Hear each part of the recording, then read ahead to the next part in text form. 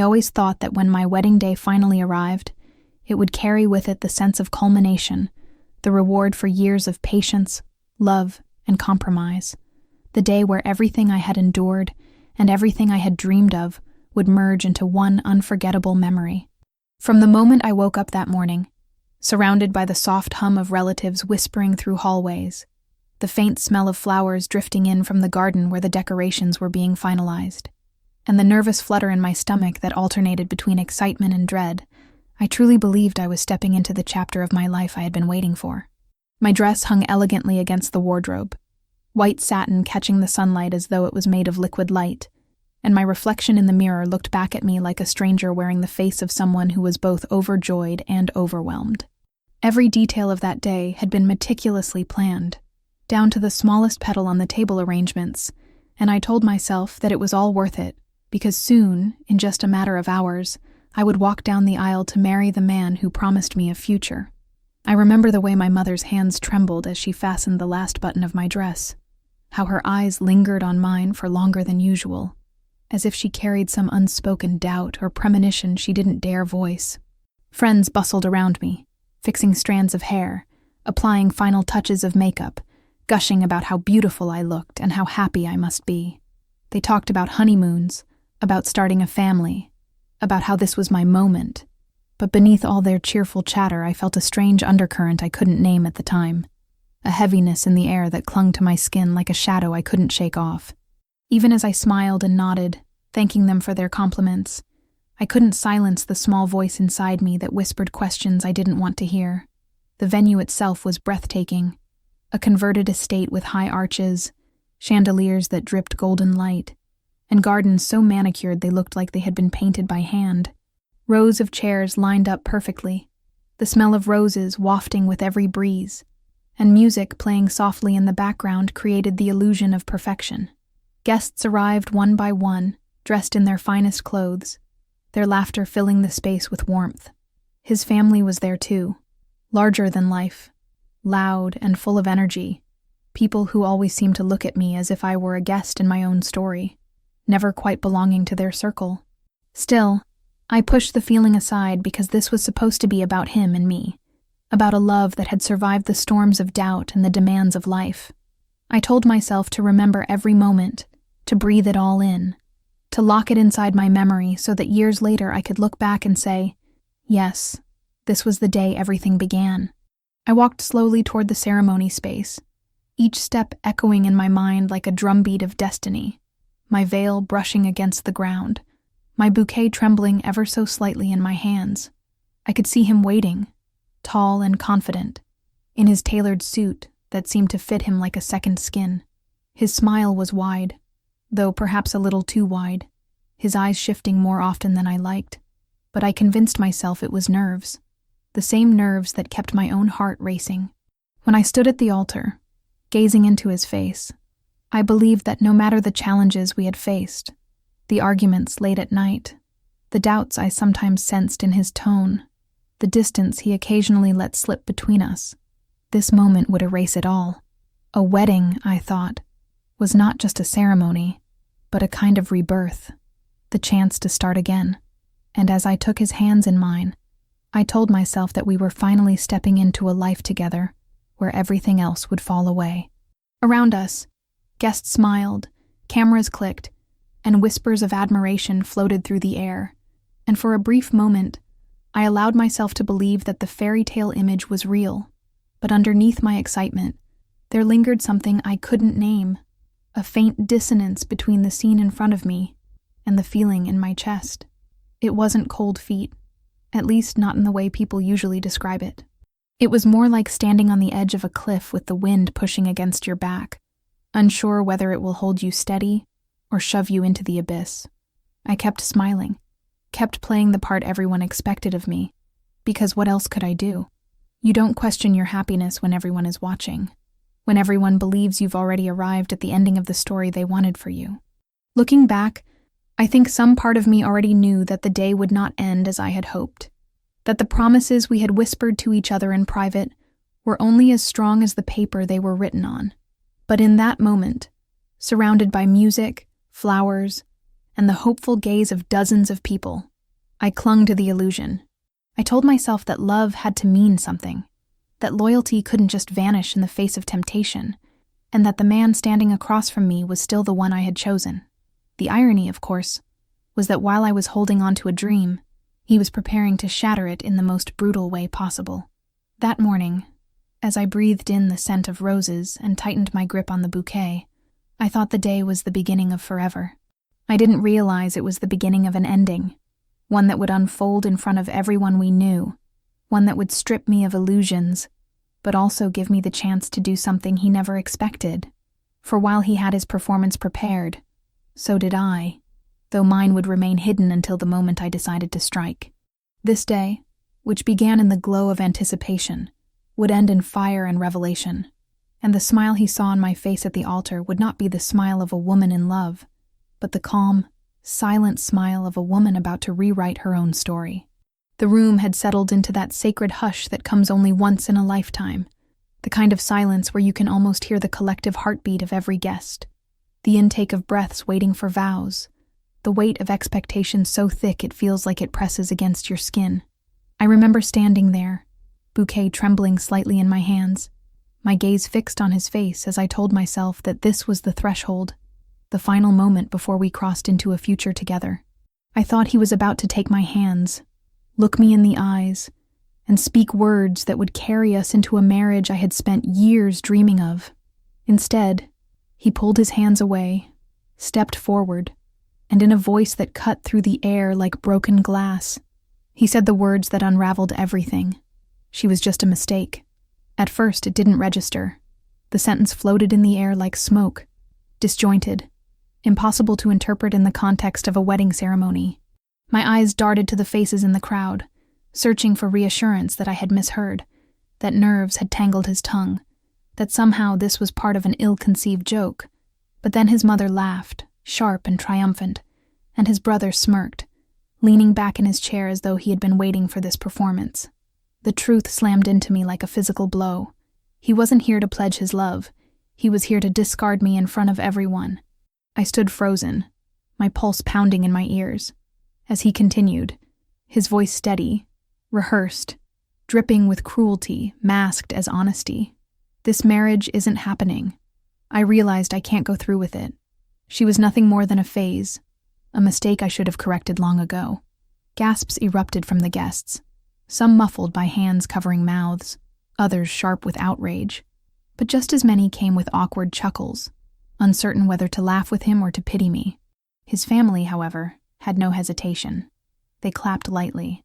Some even nodded approvingly, as if this was a show they had not only anticipated but orchestrated. My knees threatened to buckle beneath the weight of humiliation, yet my body refused to collapse.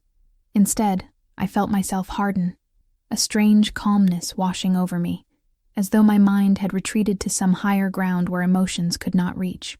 I should have screamed, cried, demanded answers, but instead I smiled, a faint curve of my lips that felt foreign even to me. In that moment, I understood that if I broke down, if I gave them the tears they wanted, it would confirm everything they believed about me. So I didn't. I locked the pain deep inside, turned it into something sharp, and stood taller. Around me, whispers slithered through the room. A guest near the back muttered something about how cruel it was to do this in public. Another speculated whether he had someone else waiting in the wings. Cameras that had been raised to capture tender vows now recorded my supposed downfall. Lenses pointed at me like weapons, preserving this moment to replay in gossip and ridicule for years to come. Every sound was magnified, the scrape of a chair leg as someone shifted uncomfortably, the rustle of silk dresses as heads turned, the mocking chuckle of his cousin who leaned in to whisper something to the person beside him.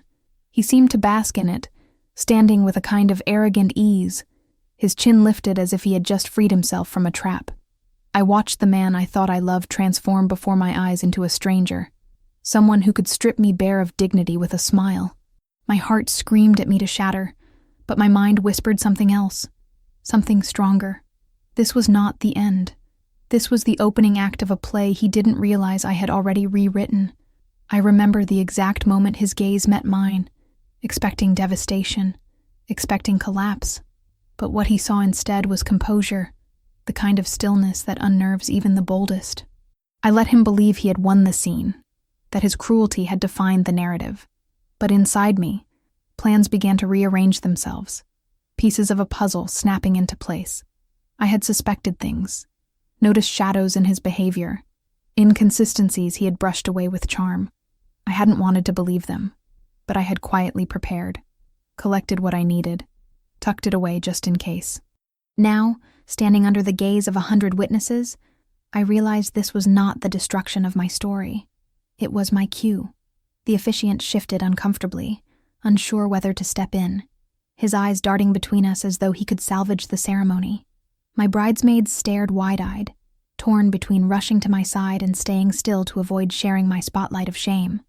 Guests fidgeted, some pulling out their phones, others whispering about leaving.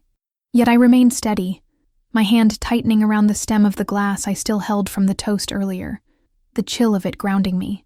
His family's laughter grew bolder, his mother dabbing at her eyes as though overcome with joy at her son's so-called bravery. It was then that I realized how deeply this betrayal ran, that it wasn't just his cruelty, but theirs too. Their complicity in turning what was meant to be my most cherished day into a spectacle of disgrace. But if they thought I would crumble before them, they had underestimated me entirely. I let them laugh, let them revel in what they thought was my undoing, because every second that passed brought me closer to the moment when their faces would twist from mockery into horror. In that unbearable silence after his declaration, when the music had long faded and the weight of humiliation pressed against my chest, I found my resolve. I tilted my head, smiled wider, and raised my glass ever so slightly in a gesture that could have been mistaken for acceptance. But it wasn't acceptance. It was the calm before the storm, the acknowledgement that he had made his move, and now it was my turn. That night, in that hall decorated with roses and golden light, surrounded by witnesses who would carry the story into every corner of our lives, he thought he had written the ending of our relationship. What he didn't know was that I had already set in motion a different ending, one that would expose him, dismantle his pride, and leave him with nothing but the ashes of the empire he had tried to build on my humiliation. This was not the end of me. It was the beginning of my revenge, and though he believed his words had torn me apart, they had only sharpened me into something far more dangerous. The sound of his words still hung in the air long after they had been spoken, like shards of glass suspended in the light, sharp enough to wound anyone who dared to breathe too deeply. For a moment, the entire hall seemed to fold in on itself, and time stretched into an endless pause where every eye was on me, every breath held in anticipation of the breakdown they all assumed would come. I could feel their collective gaze pressing into me like a weight, the pity in some eyes, the amusement in others, and the hunger for spectacle in many more. That silence was not empty. It was suffocating, dense with expectation, a silence that demanded tears, demanded weakness, demanded that I crumble beneath the humiliation that had been so carefully orchestrated. I remember standing there, bouquet trembling just slightly in my hands, and realizing that this was the precise moment where the story could have ended for me. If I cried, if I screamed, if I begged him to reconsider, it would become the defining memory, not just of that night, but of my entire life. People would whisper about it for years, reliving how I broke down at the altar, how the jilted bride was left shattered in her white dress. That was the version they expected, and I saw it reflected in their eyes, their anticipation of drama, of collapse, of the messiness of human heartbreak performed before their eager audience. But I had already decided I would not give them that satisfaction. Instead of tears, I gave them stillness. I stood tall, my spine rigid, my face composed into a mask that betrayed nothing. Inside, my emotions warred like storms crashing against one another. Rage, grief, humiliation, and a kind of icy clarity that cut through it all. But I let none of it seep through. My silence became a shield, and in that shield, I found a power I hadn't known I possessed. The silence stretched on, so long that even his smug expression faltered for the briefest second, as though my refusal to play the role unsettled him.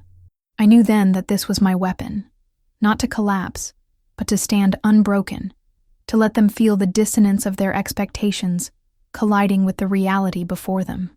His family tried to fill the void with laughter, their voices echoing through the hall like cruel bells. His mother leaned toward a guest and whispered something that made the woman cover her mouth to hide a laugh. His brother muttered an audible, "Finally," as though this humiliation had been a long-awaited performance. A few guests, uncomfortable with the cruelty, shifted in their seats, but no one moved to intervene. They all stayed frozen, as though bound by the spectacle, unable to look away. And still, I stood silent, staring at him with a faint smile that was more terrifying than any tears could have been. I could feel the sting of betrayal burn hotter with each passing second, but I refused to let it consume me. Instead, I studied him, the man who once whispered promises into my hair now standing smugly before me, basking in the chaos he had unleashed. He expected me to be his final act, the broken girl whose tears would elevate his cruelty into legend. But as I watched him, I realized that I would not only deny him that satisfaction, I would turn the stage against him. The silence that he thought would crush me was slowly shifting into a silence that mocked him, a silence that said, "Is this all you have?" The guests grew restless. Someone coughed loudly in the back, the sound jarring against the stillness. Another guest muttered, "Poor girl," under their breath. But even that pity rang hollow, because pity was not what I wanted. Pity was weakness, and I would not wear weakness like a second veil. No, I wanted something else, something far more potent, control. And as the seconds stretched into what felt like eternity, I began to feel it seep back into me. My silence was not submission, it was defiance, and I could sense the power of it unsettling even those who laughed. I lifted my chin slightly, the subtle motion enough to command attention, and for the first time since his declaration, I spoke, not in words, but with a gesture. I raised my glass, the one still half filled with champagne, and held it in front of me as though toasting the very cruelty of the moment. It was a gesture so unexpected, so out of step with the script everyone had written for me, that the laughter faltered. The silence deepened, colder now, sharper, and I could feel it beginning to shift in my favor.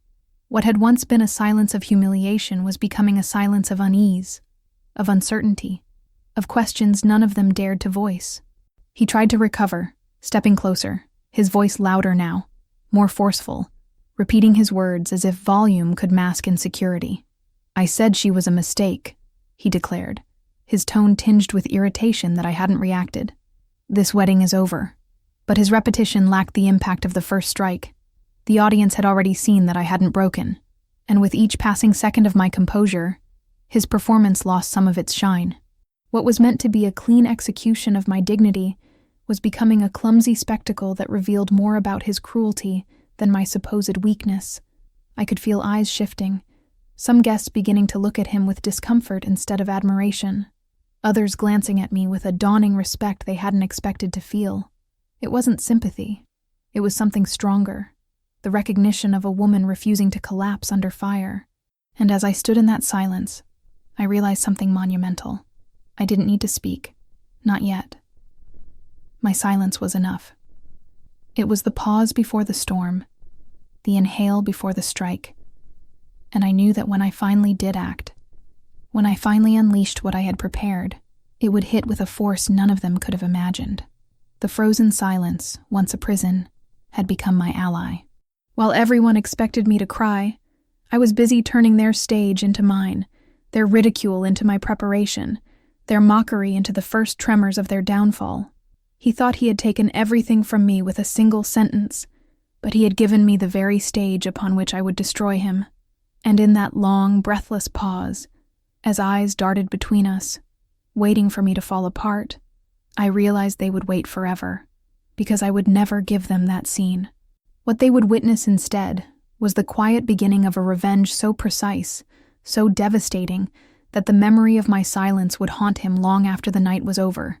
The silence had reached its breaking point, and I could feel the weight of it pressing against every chest in that room. His declaration still hung in the air, raw and jagged, but its sharpness was already dulling in the strange quiet that followed, a quiet that had ceased to be mine alone, and was now shared by everyone present. In that stillness, I realized that I held a power none of them expected me to wield. They had written the script of my collapse, but I had chosen not to perform it, and in my refusal, The entire scene shifted.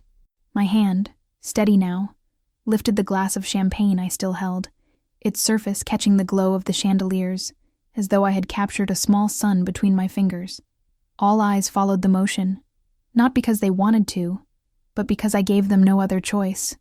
I raised the glass to my lips, not in celebration, but in defiance, the faintest of smiles curving across my face as I met his gaze. That smile was not warmth, not forgiveness, not the fragile hope of a woman begging to be saved. It was cold, deliberate, carved from the ice of betrayal and the fire of resolve. It unsettled him. I saw the flicker in his eyes, the split second of hesitation, as though for the first time he wondered whether he had underestimated me.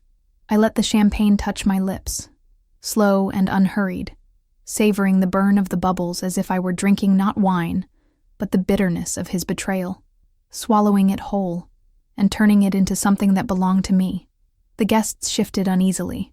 Some whispered, others sat in rigid silence, waiting for words that never came. Instead, I lowered the glass and let the silence linger a heartbeat longer before I spoke. My voice was calm, almost too calm, carrying through the hall with a clarity that silenced even the muffled chuckles of his family. To mistakes, I said, the words dripping with irony so subtle that only a few caught it at first. They teach us who people truly are. I raised the glass again, this time in a deliberate toast, my eyes locked on his, daring him to meet the weight of my composure. A ripple went through the room, a shift in the atmosphere that no one could quite name. The laughter that had filled the space only moments ago seemed suddenly out of place, like an instrument playing out of tune. His mother, who had been so eager to gloat, pressed her lips together, her amusement faltering in the face of my calmness. A few guests clinked their glasses hesitantly, unsure whether to follow my lead or retreat into silence. But it didn't matter. The point had already been made. I was not the broken woman they had come to witness. I was something far more dangerous. A woman who could smile through ruin and turn humiliation into theater. He shifted his weight uncomfortably, adjusting his tie as though the fabric had suddenly become too tight around his throat.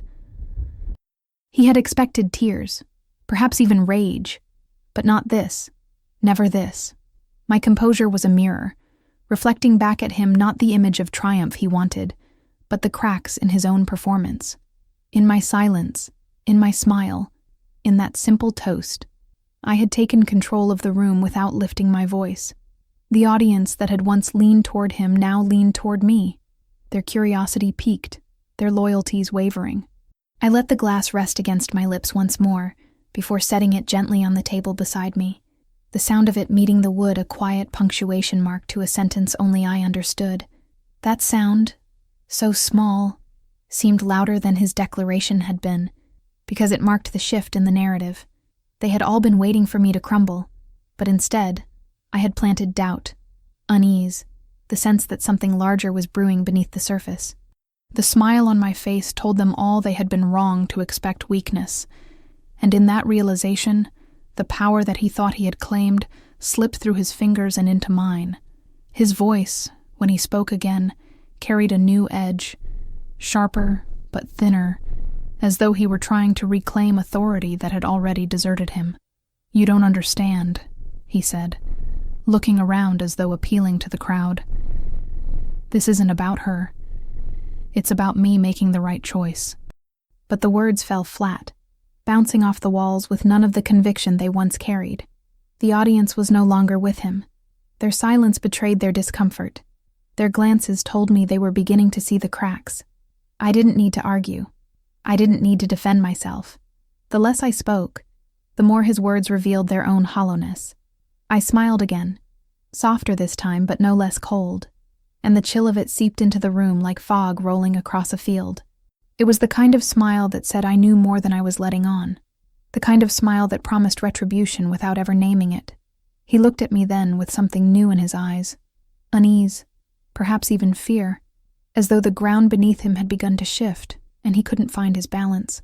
He didn't know it yet, but the glass I had raised was more than a toast. It was a signal, the opening move of a game he had already lost.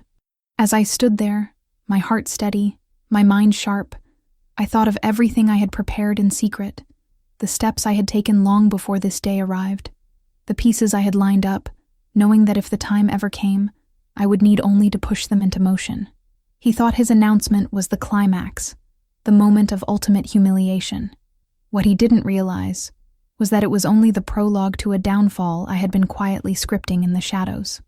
My cold smile, my toast, my silence, it was all part of the stage I was setting, and soon, very soon, he would understand that he had given me the perfect audience for his ruin.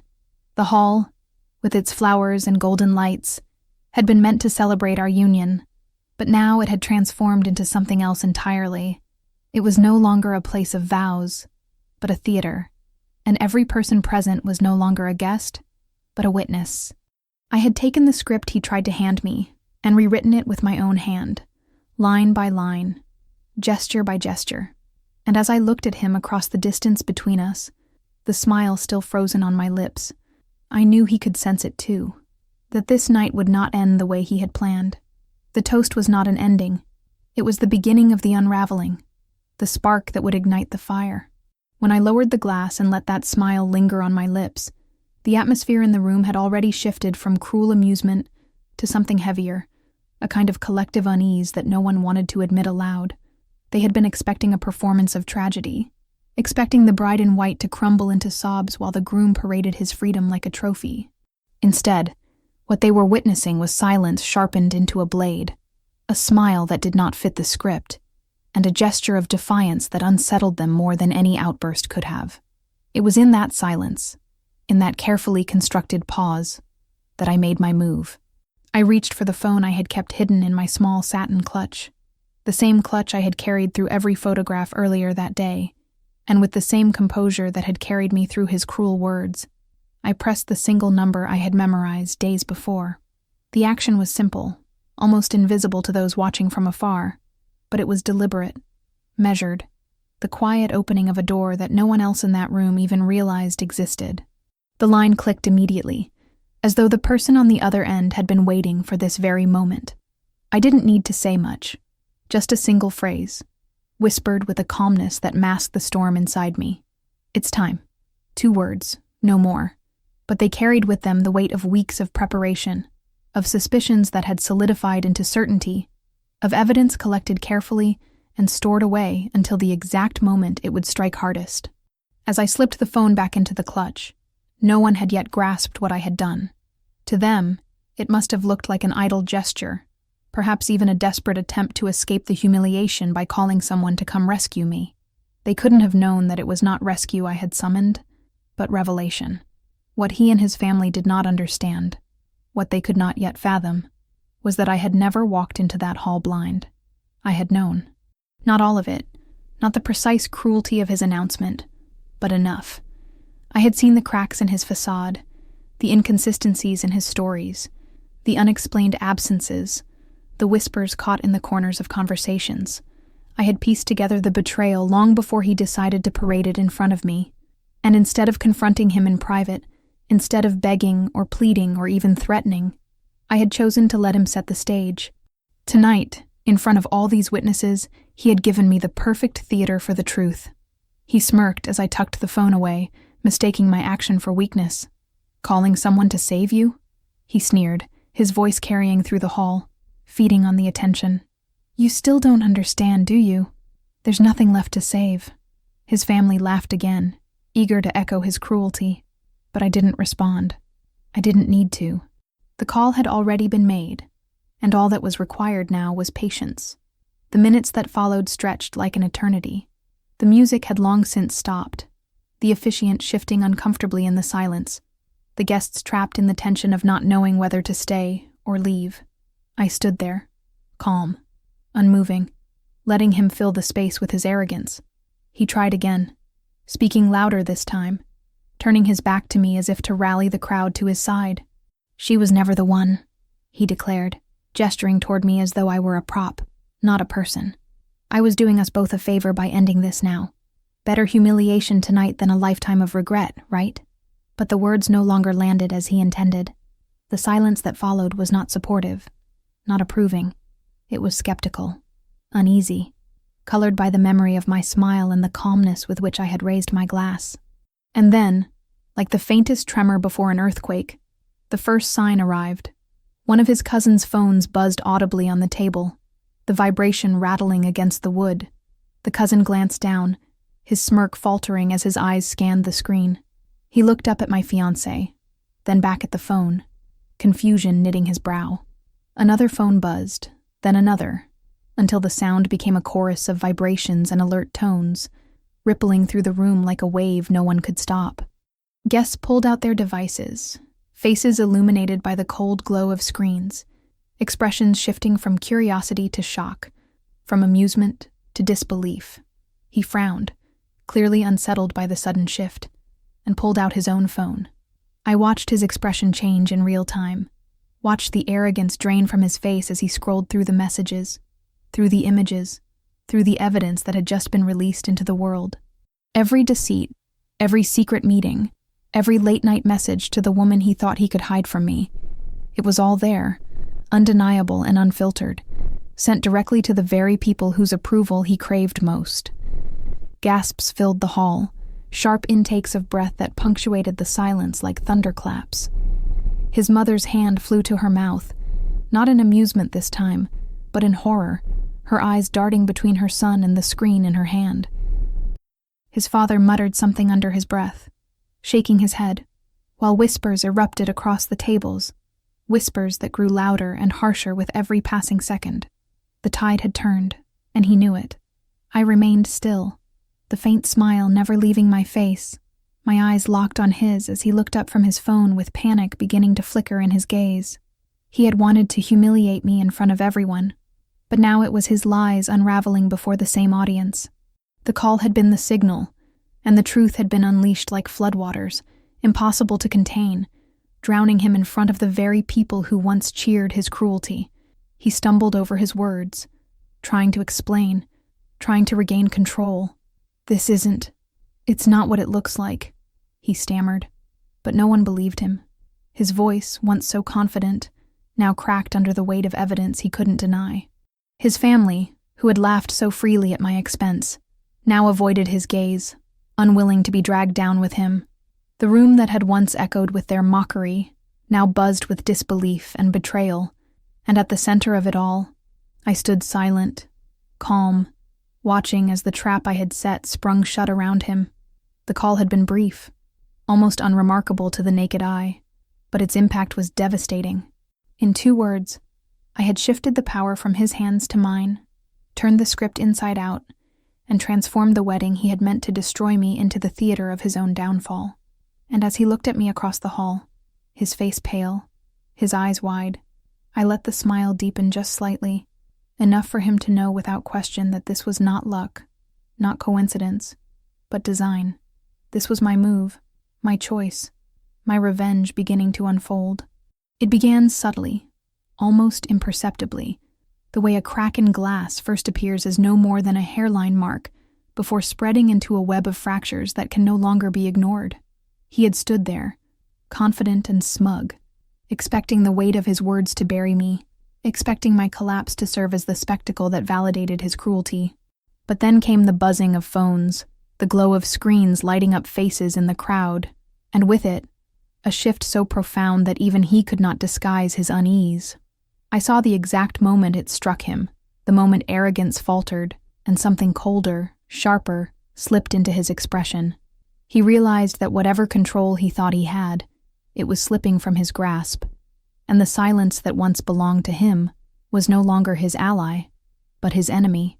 The first sign came when his cousin, the same one who had been laughing loudest only minutes before, stared down at his phone with wide eyes.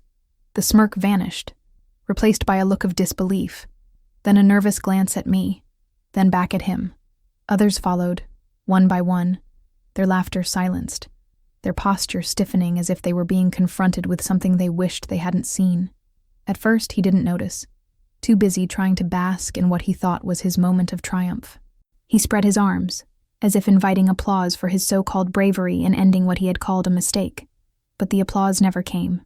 Instead, the sound of whispers swelled like a tide rising against him, whispers that carried the sting of betrayal as surely as if they had been shouted. When he finally turned and caught sight of their faces, I saw his confidence falter. His brow furrowed, his lips pressed tightly together, and he reached for his own phone, fumbling slightly in his haste. The glow of the screen illuminated his features, and I watched as the blood drained from his face. He scrolled, his movements jerky, frantic, as though sheer speed might undo what was already there.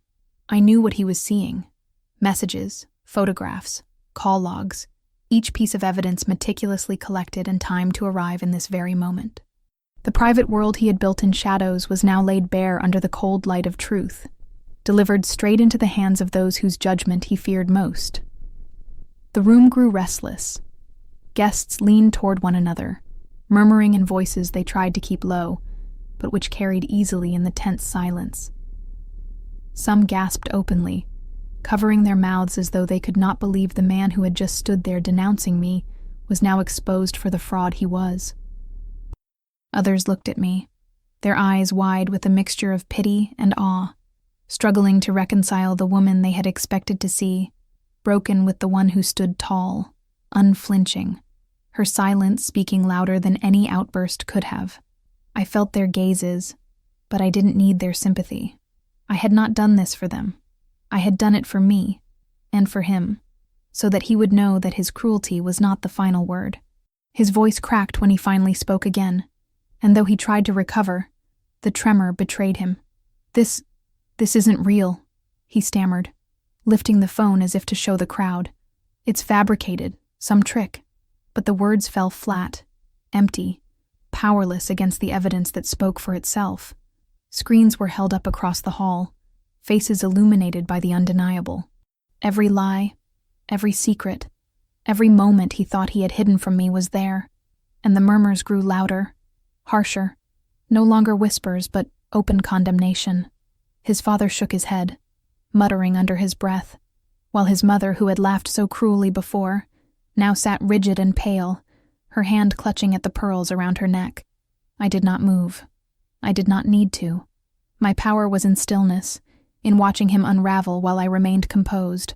He looked at me then, his eyes wide with something that resembled panic, and I met his gaze without flinching. I let the faint smile linger on my lips, the same smile I had worn when I raised my glass, the smile that had unsettled him before, and now drove him deeper into desperation. He opened his mouth again, trying to call for sympathy, trying to paint himself as the victim of some malicious scheme, but the audience was no longer his. Every word he spoke only highlighted his guilt. Every gesture betrayed his unraveling. The officiant cleared his throat, uncertain whether to intervene, but no one paid him any attention. All focus was locked on the man who had thought he controlled the narrative and was now being crushed by it. He paced slightly, as if movement could disguise his loss of control, but it only made him appear more unhinged. His friends avoided his gaze. His relatives whispered furiously among themselves, and I stood still as a pillar of ice in the center of the storm. It was then that he realized, fully and without question, that he was no longer the one in control. The silence that followed his words was not the silence of expectation, not the silence of a room waiting for me to fall apart. It was the silence of judgment, of condemnation, of people turning their backs on him one by one. He had wanted an audience for my humiliation, but instead he had become the spectacle, and there was no escape from it. And yet, this was only the first sign. The unease in his eyes, the panic in his voice, the whispers turning against him. These were just the tremors before the quake. He didn't know it yet, but what had begun with that simple phone call would grow into something larger, something unstoppable, a chain reaction that would strip him of everything he had tried to use against me. His downfall had begun, and I was content to let him feel every slow, agonizing second of it. The tremors of unease had already rippled through the room, but the true quake was yet to come. I watched him stumble over his words, his face pale as he tried to laugh off the messages and images flooding into every phone in the hall. His laughter, hollow and strained, sounded nothing like the man who had stood minutes earlier, full of arrogance and bravado. It was the laughter of a man clinging to the edge of a cliff, trying to convince everyone he was still standing on solid ground. "They're fake," he insisted, raising his voice to drown out the murmurs, as though sheer volume could erase the truth staring everyone in the face. But even as he shouted, his own hands betrayed him, trembling as he clutched the phone, scrolling desperately through the avalanche of evidence he knew could not be denied. It was then that the first of the guests, emboldened by what they had seen, spoke up. A woman in the third row, a friend of his family, turned her screen outward so that those around her could see. Gasps erupted as photographs passed from one pair of eyes to another.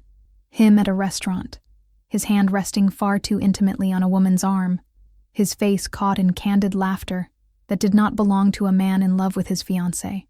Another guest pulled up messages, texts exchanged late at night, words dripping with affection and promises, words that had once been whispered to me but had since been repurposed for another. The crowd that had once sat in complicit silence was no longer quiet. Their voices rose, whispers turning into accusations, disbelief turning into outrage. I stood unmoving, my hands resting calmly against the bouquet I still held, as though I were watching a performance unfold rather than living in the center of it. This was no accident, no twist of fate. It was the precise moment I had orchestrated when I had made that call. For weeks, I had collected, verified, and compiled, piecing together the double life he thought he had hidden so cleverly. Screenshots, recordings, receipts, evidence of every deception he had committed. I had stored them away, waiting, watching, and when I realized what he intended to do on this day, I knew the only way to answer cruelty was with truth. So when I whispered, "It's time," I had unleashed everything at once, flooding the phones of every guest, ensuring there could be no denial, no manipulation, no twisting of the story to make me the villain. The officiant, who had stood frozen until then, cleared his throat and stepped back, recognizing that this was no longer a ceremony, but something else entirely.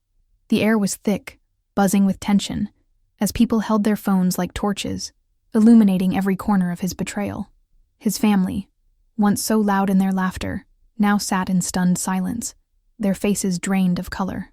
His mother, who had mocked me only minutes before, now gripped her pearls so tightly her knuckles turned white.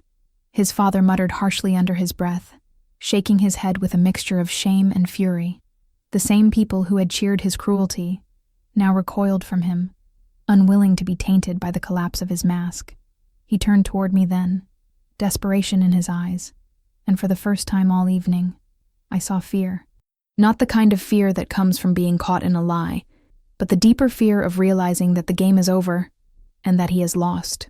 His lips moved, forming words that sounded foreign coming from the man who had only moments ago declared me a mistake. "This isn't fair," he whispered, his voice low but audible in the suffocating quiet. "You don't understand." But I did understand. I understood more than he realized. I understood that his betrayal had been calculated, his cruelty deliberate, and that he had sought not just to leave me but to destroy me in front of an audience. And so, in the same space, with the same witnesses, I had chosen to destroy him. The proof was undeniable. One by one, people turned their screens toward others, sharing the evidence until there was not a single guest who could claim ignorance. His lies were laid bare for all to see, and the room that had once been his stage now echoed with whispers of condemnation. "How could he?" someone murmured. "All this time?" another whispered. A man near the back shook his head in disgust. The tide had turned completely, and I no longer needed to raise my voice. The truth had spoken louder than any accusation I could make.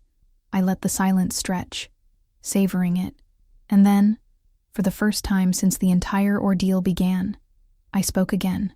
My voice was calm, steady, carrying easily over the restless crowd. "Mistakes," I said, echoing the word he had used so casually to dismiss me. "You called me a mistake, but it seems the only mistake here was believing you could hide the truth." My words were not loud, but they carried weight, slicing through the air sharper than any scream could. Every head turned toward me, every eye focused on the woman they had expected to crumble, but who now stood tall, unwavering, her dignity intact, and her enemy stripped bare. He tried once more to protest, his words stumbling, incoherent. "This doesn't change anything," he insisted, though his voice cracked with every syllable. "It's not what it looks like. But it was exactly what it looked like, and no amount of denial could erase the images burned into their screens, the words saved in their messages, the dates and times that corroborated every betrayal. He was trapped, cornered by his own actions, and every attempt to claw his way out only drove him deeper into the pit he had dug. In that moment, I felt no need for rage, no need for triumph. What I felt was clarity, the kind that comes when truth stands naked and undeniable. He had wanted to define me as weak, to script me as the broken bride abandoned at the altar. But instead, it was he who stood exposed, humiliated, stripped of the very respect and admiration he had tried to secure by discarding me. The secret had been revealed, and with it, the balance of power had shifted entirely. I looked around the hall, at the faces that stared not at me, but at him, and I knew this was only the beginning. The proof had changed the room, but the real implosion was yet to come. The empire he had built on lies and arrogance would collapse, not because I shouted or raged, but because the truth itself had become the weapon I wielded with precision. He had written the opening act of this play, but I had seized the finale, and in that moment, under the golden glow of chandeliers and the cold light of phones, everyone knew it. The revelation had shifted the ground beneath his feet, but what followed was the true collapse, the implosion of everything he had built with arrogance and deceit. The hall was no longer a wedding venue but an arena, and the crowd that had once come to celebrate was now transformed into a jury, each guest holding their phone like a torch of truth, illuminating the lies he had so carefully hidden. The whispers that had begun as cautious murmurs now grew into waves of indignation, voices layering over one another until they became a roar he could not escape. He stood at the center, pale and trembling, trying to claw his way back into control. But every word he spoke only dragged him deeper into ruin. His family, who had laughed so freely when he humiliated me, were the first to feel the sting of exposure. His mother rose from her seat, her pearls trembling against her chest as she hissed at him, her voice cutting through the air like a whip. "What have you done?" she demanded, her face twisted in fury, her earlier smugness replaced by a mask of betrayal. His father followed, his booming voice echoing across the hall, cursing his son in front of everyone, the words sharp and merciless. They no longer defended him, no longer laughed at his cruelty. They had turned on him with the same venom they had once directed at me, and I stood silent, watching the empire crumble from within. The guest shifted uncomfortably at first, unwilling to look me in the eye, but as the truth spread from one glowing screen to the next, they began to see me differently.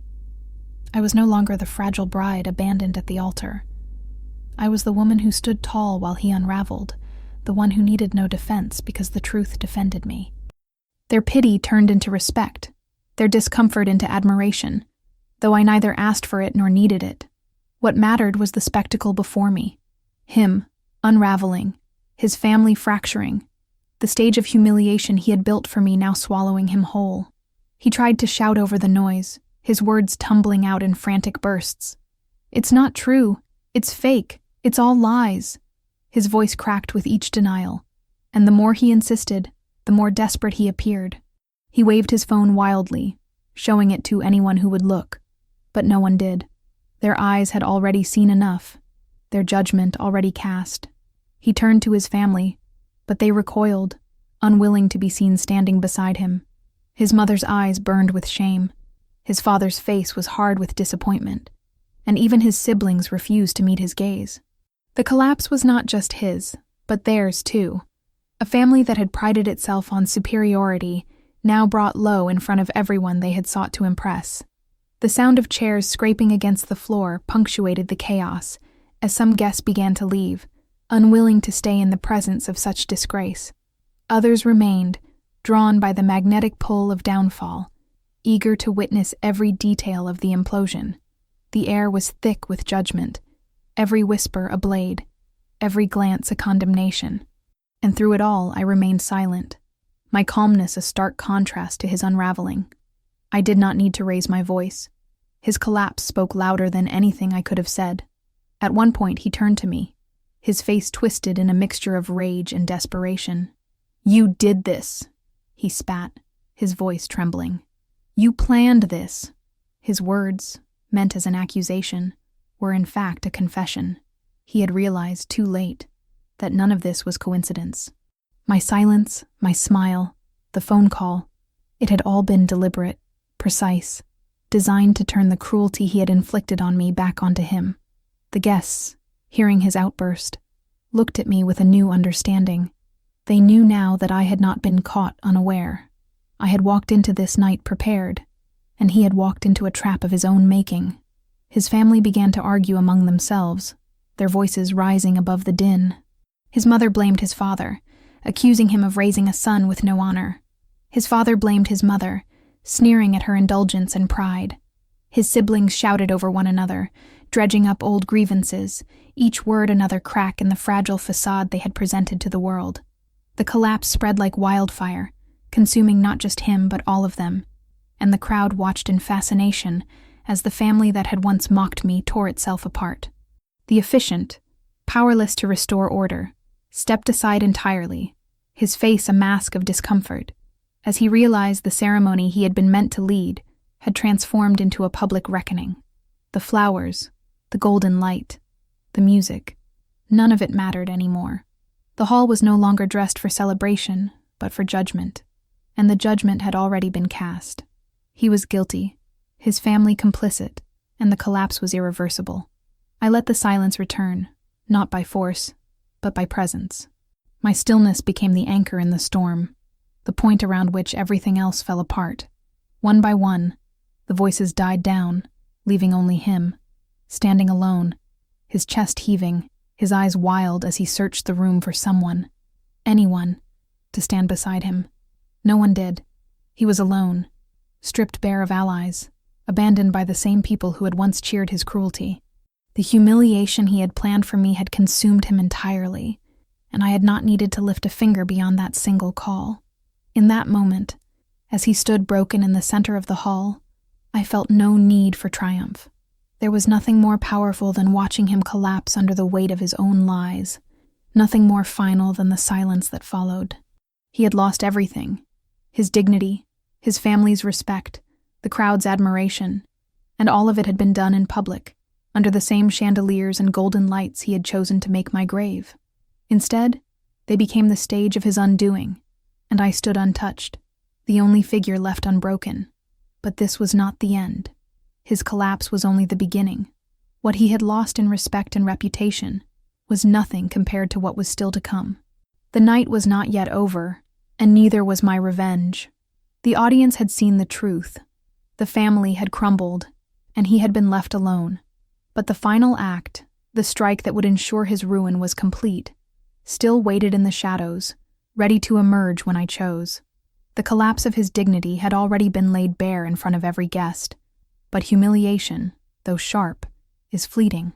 People forget shame with time, excuses are crafted, stories are rewritten, and the world eventually moves on.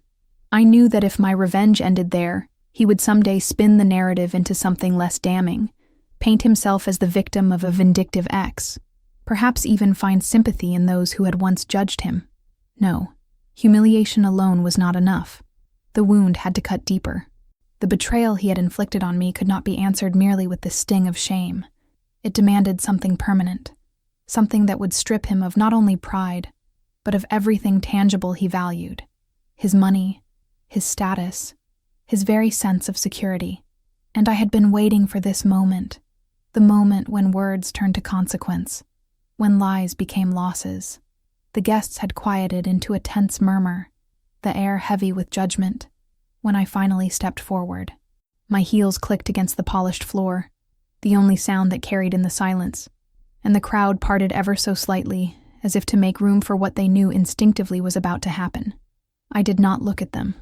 My eyes never left his, wide and frantic, darting between me and the glow of the phones that continued to betray him with evidence. He looked like a man drowning, desperate for air, but unable to find it in a room that had turned entirely against him. I stopped only a few feet away, close enough for him to see the calm resolve in my face, close enough for him to understand that the silence that had unsettled him all night was not weakness, but a weapon I had wielded with precision. I reached into my clutch again, not for my phone this time, but for the folded envelope I had carried with me like a secret talisman. I held it lightly, almost casually, but I could feel the weight of its contents pressing against my fingers. His eyes darted to it, recognition flashing in his expression before panic fully consumed him. He knew what it was, or at least what it might be, and the fear of certainty hollowed him out in front of everyone. With a small, deliberate motion, I opened the envelope and pulled out the stack of documents I had kept hidden until now. They were crisp, official, stamped with signatures and dates that made them undeniable. I turned, not to him, but to the crowd, raising my voice for the first time that evening. "He called me a mistake," I said evenly, my tone steady, deliberate. "But mistakes don't sign contracts. Mistakes don't build futures on lies. And mistakes don't leave paper trails." I held up the documents so that those nearest could see, and then I placed them carefully on the nearest table for anyone to read. They were not just love letters or private messages. Those had already done their work. These were financial records, contracts with his name attached, proof of deals he had made behind closed doors, transactions funneled into accounts linked to the woman he had been betraying me with, money that had been ours, savings we had planned to build a life with, stolen piece by piece and redirected into his own games. Gasps echoed through the hall again, louder this time, sharper, cutting through the air like knives. The betrayal of love was damning enough, but the betrayal of money, of legality, of trust at its most tangible level, was unforgivable. Guests rushed forward to see the papers, hands trembling as they passed them from one to another, eyes wide with disbelief.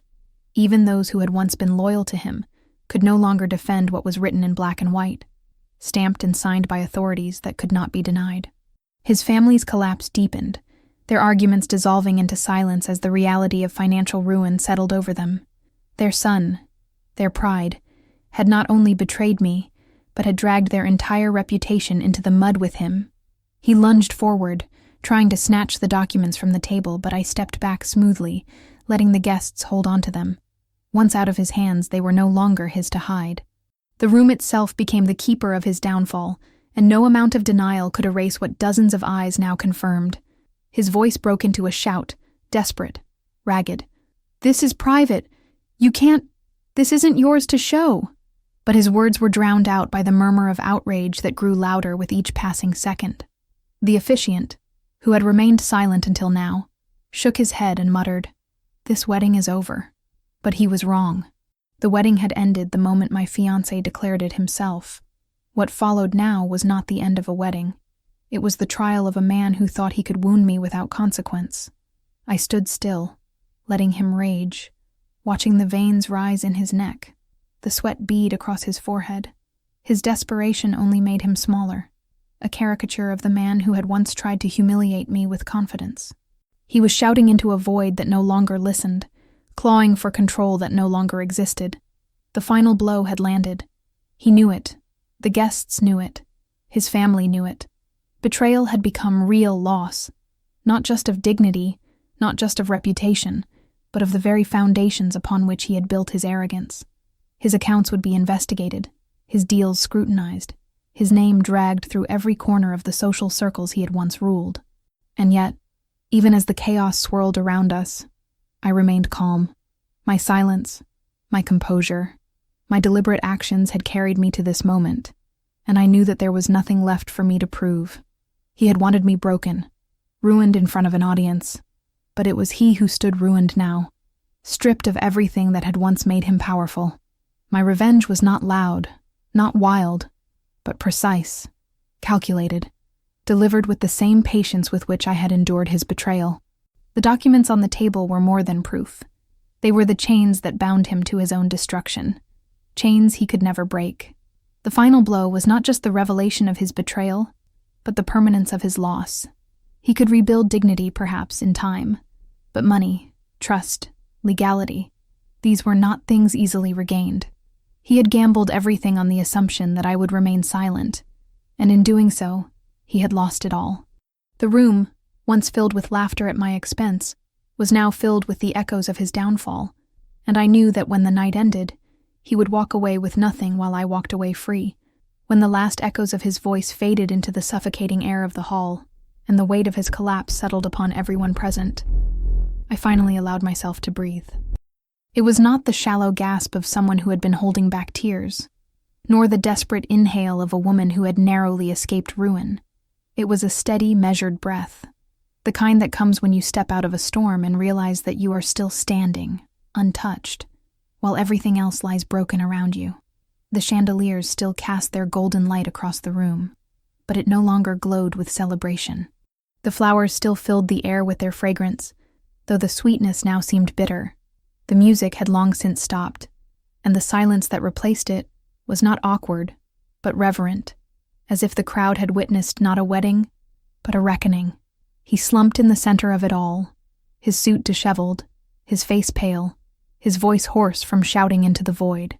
His family avoided his gaze, no longer allies but accusers themselves, unwilling to share in his disgrace. The documents lay scattered on the table, touched and read by dozens of hands, undeniable in their proof of his betrayal and greed. Phones still glowed with evidence, messages still being whispered from one guest to another, the story already taking flight into the wider world beyond those walls. And I, the woman he had called a mistake, the one he had thought he could destroy with a few cruel words, stood taller than I had ever stood before. I did not need to say anything else. My silence had spoken louder than his arrogance, my composure more powerful than his rage, my preparation sharper than his betrayal. Everything I had endured, the late-night doubts, the subtle slights from his family, the uneasy sense that something was wrong, had led to this moment, and instead of breaking me, it had forged me into someone unshakable.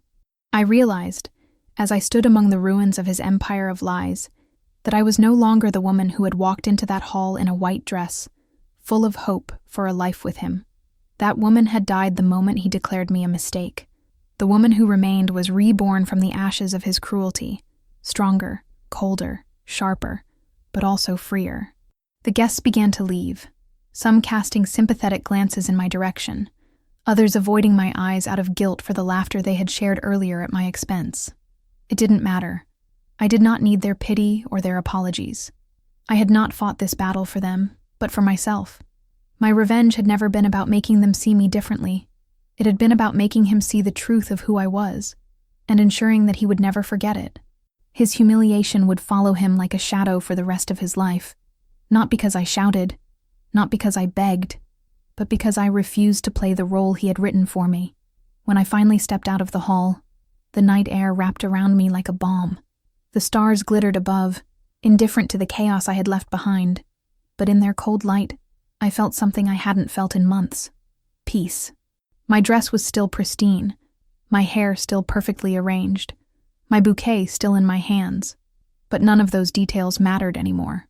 The wedding had ended, the marriage had never begun, and yet I walked away not as a victim, not as a discarded mistake, but as a woman who had taken control of her own story. I thought about the future, as I stood there in the quiet, the voices of the crowd fading behind me. The path ahead would not be easy. There would be whispers, gossip, the endless retelling of what had happened that night, but I would not let it define me. Instead, it would serve as the foundation upon which I would rebuild, not as someone's fiancé or someone's wife, but as myself, the woman who smiled through betrayal, who turned silence into a weapon, who exposed lies with precision and grace. I was no longer waiting for someone else to give me a future. I had taken it for myself. In the days that followed, the story spread quickly.